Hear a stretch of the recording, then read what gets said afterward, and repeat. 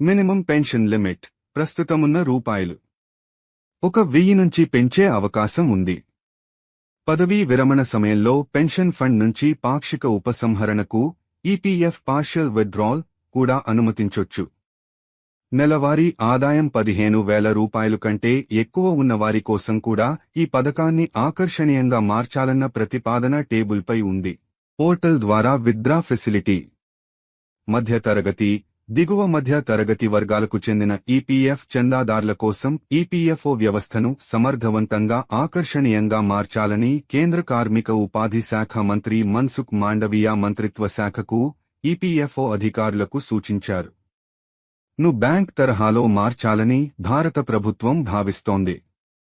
దీనికోసం ఇప్పటికే ఉన్న రూల్స్లో అవసరమైన మార్పులు చేయడానికి సన్నాహాలు జరుగుతున్నట్లు సమాచారం.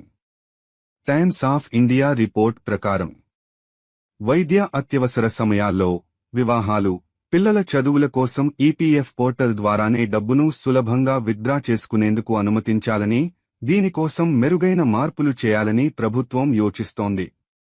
దీనికోసం అవసరమైతే నిబంధనల్లో సమూల మార్పులు కూడా చేయవచ్చు. ఈపీఎఫ్ మెంబర్లను ఆకర్షించేలా ఆప్షన్లు. పదవీ విరమణ సమయంలో అకౌంట్ బ్యాలెన్స్ను ఉపసంహరించుకునేందుకు చందాదార్లకు అనువుగా ఉండేలా రూల్స్ మార్చాలని కేంద్ర కార్మిక మంత్రి అధికారులకు సూచించారు. విత్డ్రా ప్రాసెస్ ఈజీగా ఉంటే చందాదార్లు ముందుగా అనుకున్న ఆర్థిక ప్రణాళికను చక్కగా అమలు చేసుకుంటారని, పెద్ద మొత్తంలో చేతికి వచ్చే డబ్బును సద్వినియోగం చేసుకుంటారని చెప్పారు. ఏటా పొందే మొత్తాన్ని పెన్షన్గా మార్చుకునే ఏర్పాటు కూడా ఉండొచ్చు. ఈ మార్పు ద్వారా చందాదారుడు కొంత మొత్తాన్ని యాన్యుటీలో పెట్టుబడి పెట్టాల్సి ఉంటుంది, మిగిలిన మొత్తాన్ని విత్డ్రా చేసుకుంటాడు. తద్వారా నేషనల్ పెన్షన్ సిస్టంకు ఎన్పీఎస్ సమానమైన చెల్లింపు వ్యవస్థను సృష్టించేందుకు వీలవుతుంది. రూ. 1,000 కంటే ఎక్కువ పెన్షన్. ఈపీఎఫ్ మెంబర్లు తమ పదవీ విరమణ తర్వాత ఎక్కువ పెన్షన్ పొందడానికి ఉద్యోగుల పెన్షన్ పథకంలో చాలా మార్పులు చేయాల్సి రావచ్చు. అదే సమయంలో నెలకు 15,000 రూపాయల కంటే ఎక్కువ సంపాదించే ఈపీఎఫ్ సభ్యుల కోసం ఈ పథకాన్ని మరింత ఆకర్షణీయంగా మార్చాలని కూడా కార్మిక మంత్రి సూచించారు. ఈపీఎఫ్ఓ పెన్షన్ పథకంని కూడా నిర్వహిస్తుంది. కాబట్టి లో పెట్టుబడి పరిమితి పెంపుతో పాటు పలు మార్పులపై మంత్రి చర్చించినట్లు తెలుస్తోంది.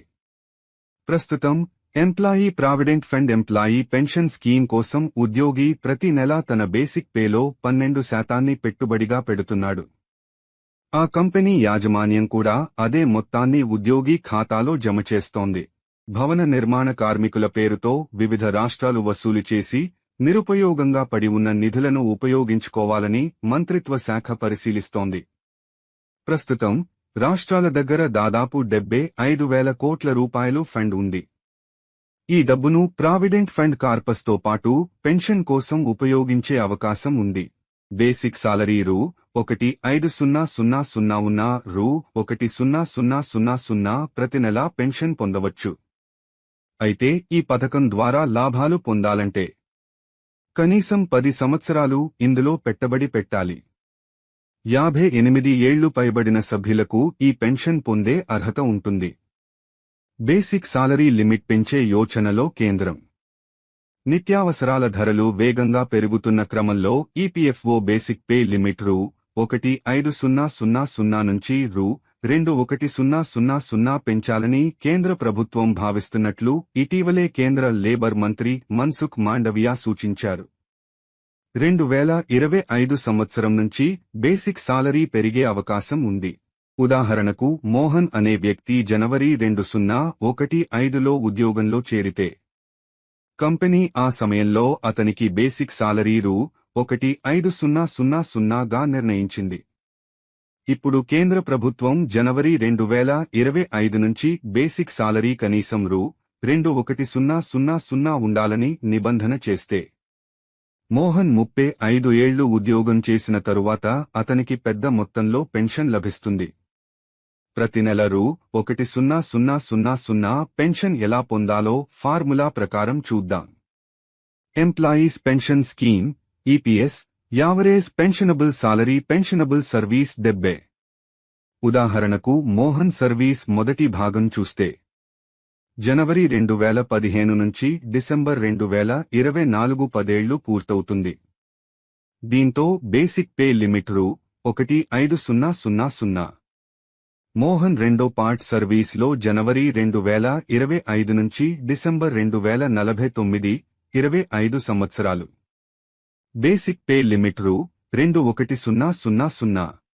పార్ట్ 1 లెక్క ప్రకారం 10 ఏళ్ల పెన్షన్ యావరేజ్ పెన్షనబుల్ సాలరీ రూ.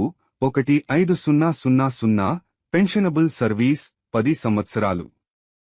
పెన్షన్ రూ. 15,000 10/72,142 ప్రతి నెల వస్తుంది.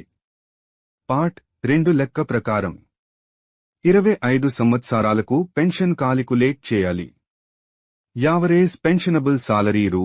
2,100. పెన్షనబుల్ సర్వీస్ 25 సంవత్సరాలు. పెన్షన్ రూ.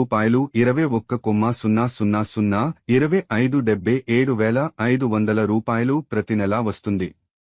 ఈ లెక్కన 35 ఏళ్ల సర్వీస్ తరువాత మోహన్ మొత్తం పెన్షన్ చూస్తే నెలకు రూ. 2,142.86 7,500 9,642.86 వస్తుంది.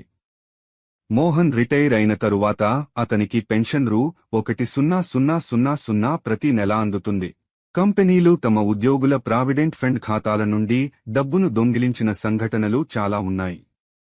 ఇటీవల ఢిల్లీ పోలీసుల ఆర్థిక నేరాల విభాగం స్పైస్జెట్ ఎండీ అజయ్ సింగ్ మరియు ఎయిర్లైన్లోని మరో 3 ఉన్నతాధికారులపై భవిష్య నిధి (పీఎఫ్) బకాయిలకు సంబంధించి మోసం మరియు నేరపూరిత కుట్ర ఆరోపణలపై కేసు నమోదు చేసింది. ఇప్పుడు ఇలాంటి మోసాలను ఆపడానికి ఈపీఎఫ్ఓ, ఉద్యోగుల ప్రావిడెంట్ ఫండ్ ఆర్గనైజేషన్, ఒక ముఖ్యమైన నిర్ణయం తీసుకుంది. నివేదికల ప్రకారం ఈ దశలో ఈపీఎఫ్, ఎంప్లాయీ ప్రావిడెంట్ ఫండ్ ఖాతాలో డబ్బు జమ చేయబడిన తక్షణం దాని సమాచారం ఎస్ఎంఎస్ ద్వారా ఉద్యోగికి రియల్ టైంలో చేరుతుంది. ఈ సేవకు సంబంధించి ఉద్యోగులు తమ రిజిస్టర్ మొబైల్ నంబర్కు ఎస్ఎంఎస్ రాకపోతే కంపెనీ పీఎఫ్ సొమ్మును కాజేస్తోంది. ప్రస్తుతం చాలా మంది ఉద్యోగులకు తమ పీఎఫ్ ఖాతాలో పీఎఫ్ డబ్బులు జమ అవుతున్నాయా లేదా అనే విషయం తెలియడం లేదు. వారు తమ పీఎఫ్ బ్యాలెన్స్ని అనేక మార్గాల్లో తెలుసుకోవచ్చు.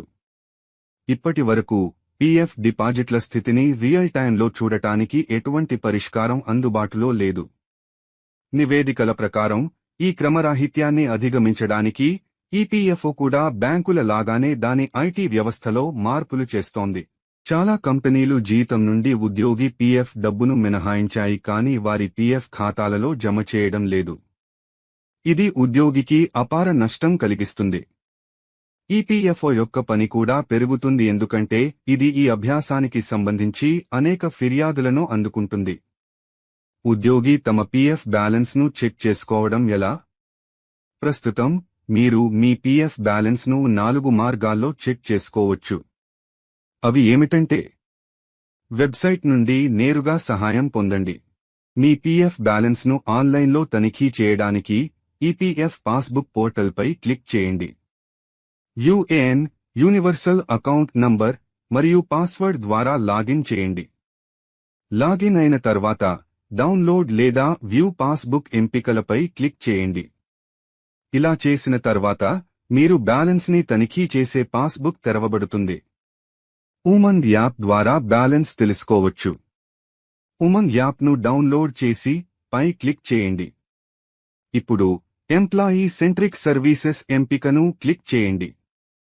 దీని తర్వాత వ్యూ పాస్బుక్ ఎంపికను సందర్శించండి. ఇప్పుడు మీ యూఏఎన్ మరియు పాస్వర్డ్ని నమోదు చేయండి. రిజిస్టర్డ్ మొబైల్ నంబర్లో వచ్చినని నమోదు చేయడం ద్వారా మీరు మీ పీఎఫ్ బ్యాలెన్స్ని తెలుసుకోవచ్చు. మిస్డ్ కాల్స్ ద్వారా బ్యాలెన్స్ సమాచారాన్ని పొందడానికి PF subscriber register mobile number నుండి 011229014006కు మిస్డ్ కాల్ చేయాలి. కొంత సమయం తర్వాత సబ్స్క్రైబర్ వారి మొబైల్లో మీ ఖాతా సమాచారాన్ని ఎస్ఎంఎస్ ద్వారా స్వీకరిస్తారు. ఎస్ఎంఎస్ ద్వారా కూడా పీఎఫ్ బ్యాలెన్స్ తెలుసుకోవచ్చు. ఈ సదుపాయం ద్వారా పీఎఫ్ బ్యాలెన్స్ తెలుసుకోవాలంటే లో నమోదు చేసుకున్న మొబైల్ నంబర్ నుండి 7738299899కి ఎస్ఎంఎస్ పంపండి. ఈ సదుపాయాన్ని పొందడానికి మీరు ఈపీఎఫ్ఓయుఎన్ లాన్ భాష టైప్ చేయాలి. ఆంగ్లంలో సమాచారం కోసం లాన్ కి బదులుగా ఏంగ్ అని వ్రాయండి. హిందీ విషయంలో కి బదులుగా ఏఎన్ అని వ్రాయండి. ఉద్యోగుల పెన్షన్ డబ్బులు అనగానే మనకు గుర్తుకొచ్చేది ఈపీఎఫ్ఓ.